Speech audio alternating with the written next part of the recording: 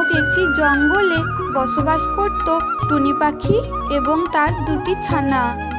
টুনি পাখি ছিল খুবই সংসারী।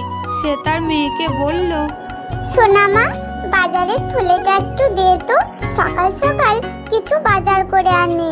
তখন টুনি পাখির মেয়ে বলল, হ্যাঁ মা, দিচ্ছি। তখন টুনি পাখির মেয়ে টুনি পাখিকে একটি থলে এনে দেয়।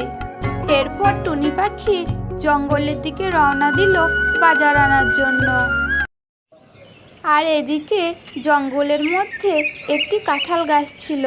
তখন কাঁঠাল গাছটি বলতে লাগলো, ও কাক ভাই, আমাকে বাঁচাও, আমাকে বাঁচাও। এটা কে রে বাবা, আমাকে পিছন থেকে ডাকছে? ও কাক ভাই, তুমি আমার একটা কথা শুনবে গো, আমার একটা উপকার করে দেবে? হ্যাঁ বলো, কি উপকার করতে হবে? কাক ভাই, তুমি আমাকে এই নদী থেকে একটু জল এনে দাও না গো। তার বিনিময়ে এই বছরে যত কাঁঠাল হবে সব কাঁঠাল তোমার। যখন তোর কাছে আমি কাঁঠাল চেয়েছিলাম তখন তো দিসনি, আর এখন আমার কাছে উপকার চাইছিস? এ কথা বলে কাক সেখান থেকে পালিয়ে গেল। আর এদিকে টুনি পাখি কাঁঠাল গাছের আর্তনাদ শুনে তার কাছে এলো এবং কাঁঠাল গাছকে বলতে লাগলো, কি হয়েছে কাঁঠাল ভাই, এত জোরে জোরে আর্তনাদ করে কাঁদছো কেন? কি আর বলবো টুনি বোন, কাক ভাইয়ের কাছে একটু সাহায্য চেয়েছিলাম, কিন্তু সে আমায় কোনো সাহায্যই করলো না। তুমি কি আমায় একটু সাহায্য করবে গো? হ্যাঁ, কেন করব না, বলো কি করতে হবে আমাকে? আমাকে এই পাশের নদী থেকে একটু জল এনে দাও না গো, আমার খুব কষ্ট হচ্ছে। তুমি যদি আমাকে জল এনে দাও তাহলে আমার অনেক বড় উপকার হবে। এরপর টুনি পাখি পাশের একটি নদী থেকে জল এনে সেই কাঁঠাল গাছটিকে দেয়। তুমি আমার অনেক বড় উপকার করলে গো, তুমি যে এত কষ্ট করে নদী থেকে জল এনে আমাকে দিলে, তাতে আমি খুবই খুশি হয়েছি। আমার সব কষ্ট দূর হয়ে গেছে।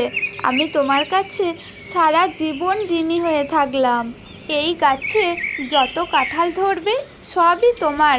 তোমার ছানাপোনাদের নিয়ে আসতে হবে কিন্তু।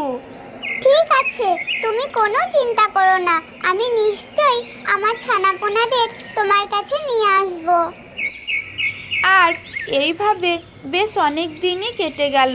ঠিক 2 মাস পর টুনি যখন তার ছানাপোনাদের নিয়ে সেই কাঁঠাল গাছের গোড়ায় আসে, তখন সে দেখতে পায় সেই কাঁঠাল গাছে তো অনেক বড় বড় কাঁঠাল ধরে রয়েছে। এরপর টুনি পাখি সেই কাঁঠাল গাছ থেকে কাঁঠাল পেড়ে তার ছানাদেরকে খেতে দিল এবং সে কাঁঠাল গাছকে ধন্যবাদ জানিয়ে আরও বাকি যত কাঁঠাল ছিল সব নিয়ে সে বাজারে বিক্রি করতে গেল এবং সে অনেক পয়সা পেয়ে সুখে শান্তিতে বসবাস করতে লাগলো। আর কাঁঠাল গাছের সাথে তার খুবই ভালো বন্ধুত্ব হয়ে উঠল। তো বন্ধুরা, এই গল্পটি তোমাদের কেমন লাগলো? যদি ভালো লাগে তাহলে অবশ্যই চ্যানেলটাকে একটি সাবস্ক্রাইব করে দেবে এবং একটি লাইক করে দেবে। ধন্যবাদ সকলকে।